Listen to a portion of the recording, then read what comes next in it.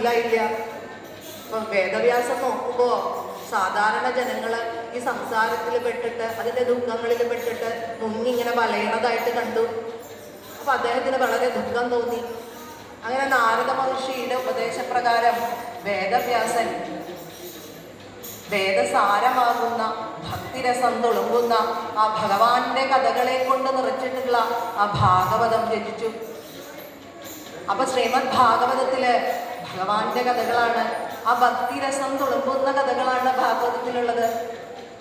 ആ ഭാഗവതം ശ്രവിച്ചാൽ മതി. ഭാഗവതം, മഹാഭാരതം പഠിക്കണം, ഭാഗവതം ശ്രവിക്കണം, ഗീത പഠിക്കണം, മഹാഭാരതം വായിക്കണം, അങ്ങനെ പറഞ്ഞിട്ടുള്ളൂ. അപ്പൊ ഭാഗവതം ശ്രവിച്ചാൽ മതി. അപ്പൊ ശ്രവണം കൊണ്ട് മാത്രം നമുക്ക് ഭഗവത് പദത്തിലേക്ക് എത്താൻ കഴിയും, ആ ഭക്തിയിലേക്ക് എത്താൻ കഴിയും. അതുപോലെ ഭക്തിരസം തുളുമ്പുന്നതായിട്ടുള്ള ആ ഭാഗവതം, ഭഗവാന്റെ കഥകള് നിരന്തരമായിട്ട് കേൾക്കുക. അതിങ്ങനെ ശ്രവണം ചെയ്യുന്നതിലൂടെ നമ്മുടെയൊക്കെ മനസ്സിലുള്ള ആ മാലിന്യങ്ങളൊക്കെ നീങ്ങും. മനസ്സിലുള്ള മാലിന്യങ്ങൾ നീങ്ങിയാൽ മാത്രമേ അവിടെ യഥാർത്ഥ ഭക്തി ഉണ്ടാവുള്ളൂ, ആ പരമമായിട്ടുള്ള സ്നേഹം ഉണ്ടാവുള്ളൂ ഭഗവാനോട്. ആ സ്നേഹം ഉണ്ടായിക്കഴിഞ്ഞാൽ, ആ യഥാർത്ഥത്തിലുള്ള ഭക്തി കൈവന്നു കഴിഞ്ഞാൽ അവിടെ പിന്നെ ജ്ഞാനം ഉണ്ടാവും. അപ്പൊ എന്താണ് ജ്ഞാനം? നശ്വരമാണ് ഈ ലോകം, എല്ലാം നശിക്കുന്നതാണ്. ഇവിടെ നശിക്കാത്തതായിട്ട് ഒന്ന് മാത്രമേ ഉള്ളൂ, ഭഗവാൻ മാത്രം. ഭഗവാനാണ് ഈ ലോകത്തെ സൃഷ്ടിക്കുന്നത്. ഭഗവാൻ ഈ ലോകത്തെ സൃഷ്ടിക്കണം എന്ന് തോന്നുമ്പോൾ തൻ്റെ മായയെ മുൻനിർത്തിയിട്ട് ആ ത്രിഗുണങ്ങളെയൊക്കെ ഏകീകരിച്ചുകൊണ്ട് സൃഷ്ടി നടത്തുകയാണ് ചെയ്യണത് ഭഗവാൻ. എന്നിട്ട് ആ നടത്തിയ സൃഷ്ടിയൊക്കെ ഭഗവാൻ തന്നെ പരിപാലിക്കും.